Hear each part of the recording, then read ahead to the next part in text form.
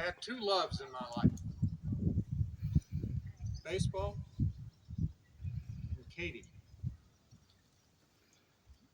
When I got married to Katie, I was 17 and she was 14.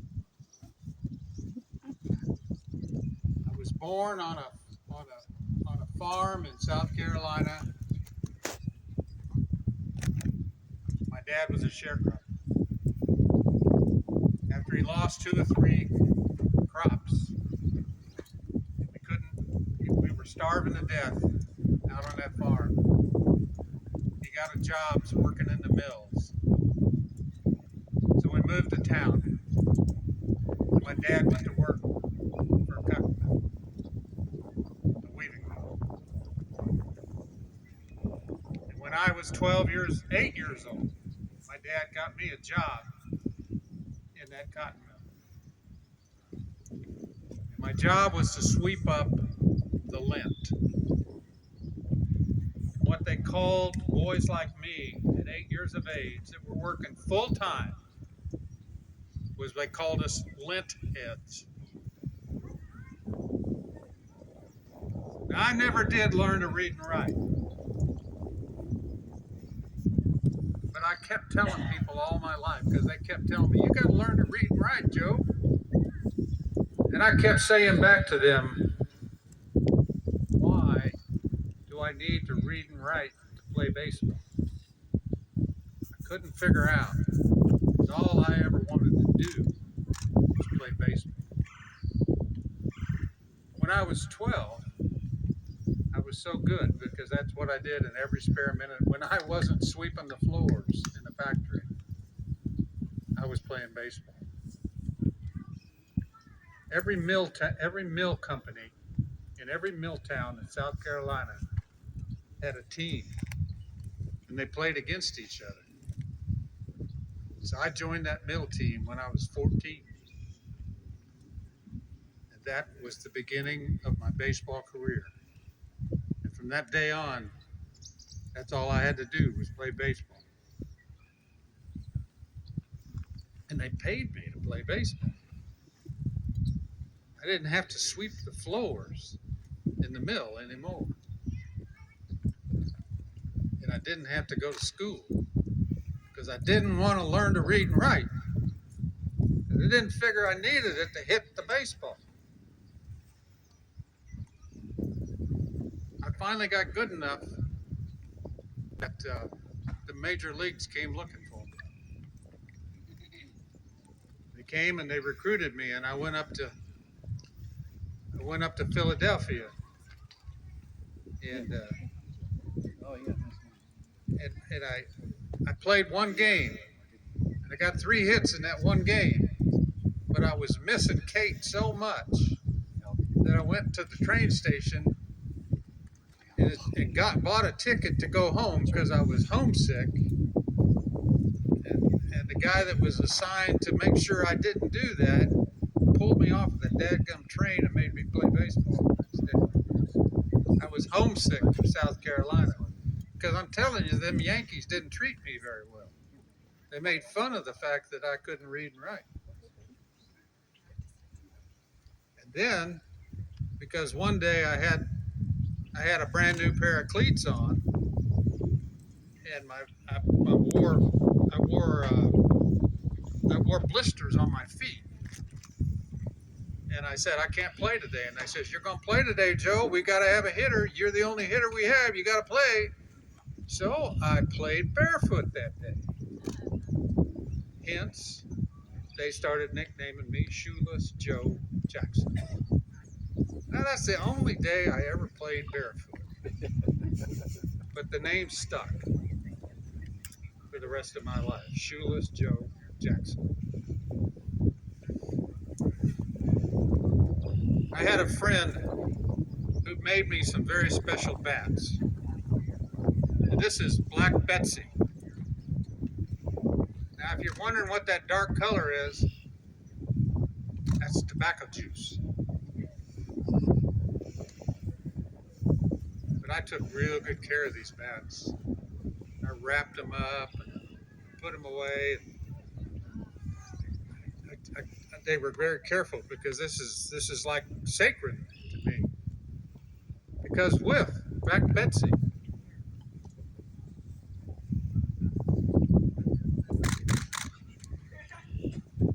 I could hit blue darts. You know what a blue dart is? That's a home run that just barely lifts and goes over the fence in right field. And it's still elevating as it goes. That's the kind of hits I had. They called them blue darts. Joe's specials. Baseball was all I ever wanted to do. I got traded around a little bit and finally got a job with Charlie Kaminsky in Chicago. Now, what I didn't realize about Charlie was he was a skinflint and he was tight as it could be. And he'd tell a player, I'm going to sign you for $10,000, and then he'd pay the player $4,000. And he did that kind of thing over and over again. And since I couldn't read and write, he'd put a contract in front of me, and he'd tell me it said $10,000, and I would put my X on it. And then my wife would read it later and says, Joe, it says 4, not 10. But back then, the owners owned the players. So my choice was to either not play baseball or play for $4,000. And Charlie did that over and over again. And we played hard for him, and he put together one of the greatest teams in baseball. In fact, in 1918, we won the World Series. And that year I hit 385. That's pretty daggone good. I only had one better year where I hit 406. But I never won a batting title. But then those are the years when Ty Cobb was playing. And Ty Cobb won almost every batting title there was. So I would hit 406, and Ty Cobb would hit 412. So I'd lose. Now, how many people could hit 406 today and not win a batting title? But I love the game, and I love playing. And we had a great team, the Chicago White Sox. So, like I said, in 1918, we won the World Series. 1919, the war was on. And half of us went in the Army, and half of us went to defense plants and worked in defense plants. So I went back to South Carolina and worked in a defense plant, making ammunition for the war effort in World War I. So I come back in 1920, and we've still got that same great team. So 19, I'm getting my years confused. Sorry, I'm kind of old. I was born in 1888.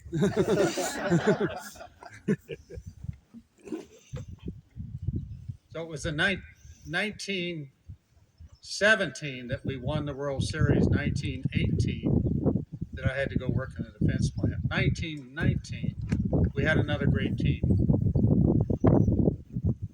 and we won. We won the American.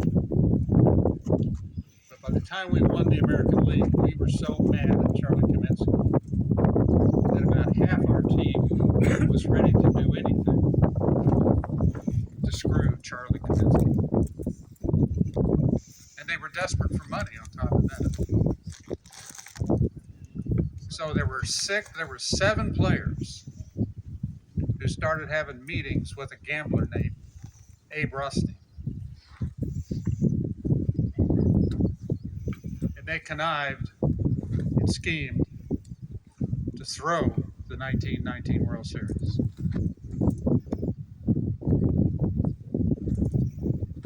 The problem was, I was the most popular player on the team. And they needed me to go along with their fix. But I told them, absolutely not. I will not do it.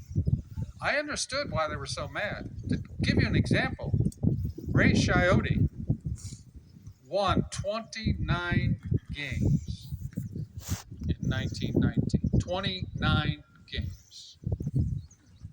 Charlie Kaminsky promised him that if he hit 30 games, he'd get a $5,000 bonus. With 1 week left in the season, Charlie pulled Ray out of the lineup and wouldn't pitch him. Now, you don't think that wouldn't make a ball player mad? You won't think that wouldn't make a ball player want to get even with an owner that would pull that kind of crap just to save $5,000 when the team had won the pennant and were ready to win the World Series? What do you think was going through the heads of those 7 other guys? How are we going to get even with Charlie Kaminsky? And how are we going to make some dadgum money playing this game? That's what they thought. So they schemed and they agreed to throw the 1919 World Series. But I told them, I said, Shoeless, Joe Jackson is not a part of your scheme. But they kept telling the gamblers that I was in on the deal.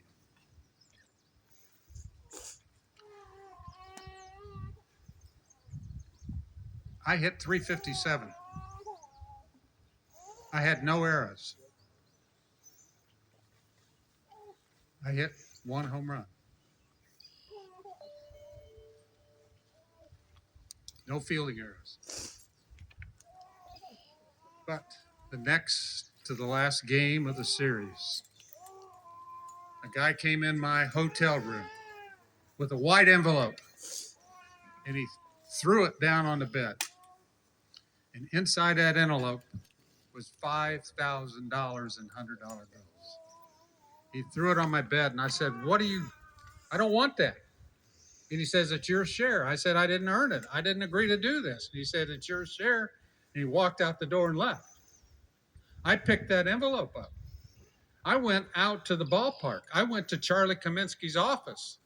I pounded on the door and pounded on the door. And finally his lieutenant came to the door.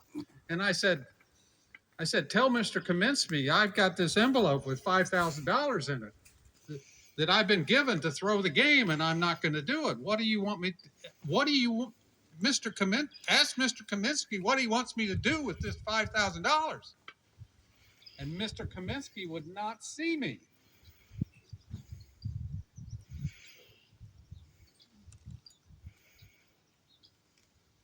And his lieutenant stepped outside the door and closed the door and said to me, Joe, take the money. Well, about that time, my sister was dying of cancer. So I took the $5,000 and sent it home to my sister. We ended up raising her kids.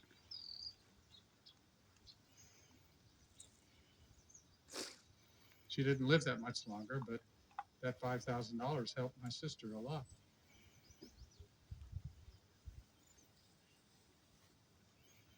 But because I took that $5,000, they threw me out of baseball. We went to court and we were exonerated in court. They said we weren't guilty. But the owners of baseball, including Charlie Kaminsky, were so scared that the Black Sox scandal of 1919, when the word finally got out, and it got out all over the country, that would ruin baseball. So that what they did is they went out and hired Kennesaw Mountain Landis, Judge Kennesaw Mountain Landis, to be the commissioner of baseball. And his first day on the job, he made a ruling that all of the eight players, including me, were banned from baseball for life for conspiring to throw the World Series. By that time, I'd been in baseball for 13 years. I never got to officially play professional baseball again. I went home to South Carolina and started a cleaning business. Did pretty well at that. Finally ended up with a liquor store. Raised my two nephews. And over time, I came to believe, as tragic as it was, that God knew what I did. God knew what I did and what I didn't do. And yes, I did know about the fix. And yes, I did take the $5,000. So yes, I was guilty of something.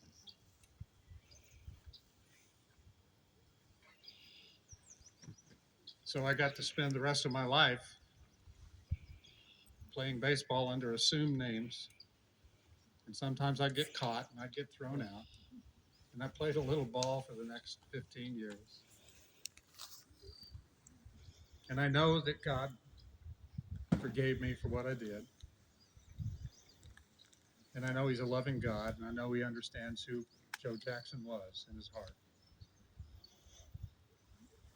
I stayed married to the same woman my whole life. I raised my nephews. I taught a lot of little kids how to play baseball. I did get a second chance. I got a second chance to be a dad because Katie couldn't have children. And I got a chance to play at some level my game and teach kids how to play the game that I love so much. And I got to have the satisfaction of knowing that Ted Williams said, I wish I had Joe Jackson's swing. Babe Ruth said that I was the greatest hitter that baseball had ever seen. Who knows what would have happened if I'd been able to play another 8 or 9 years. I'm still kind of hoping someday they put me in the Hall of Fame, but I died in 1951, so it was a long time ago.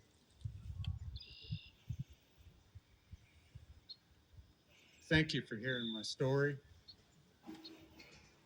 And you know, life is full of rich, greedy people like Charlie Kaminsky, unfortunately, that cheat regular people like Joe Jackson. And I've forgiven Charlie. And in the end, I really did have a good life and a great wife and some great kids. So thank you for hearing my story. I love to tell the story of Shoeless Joe Jackson.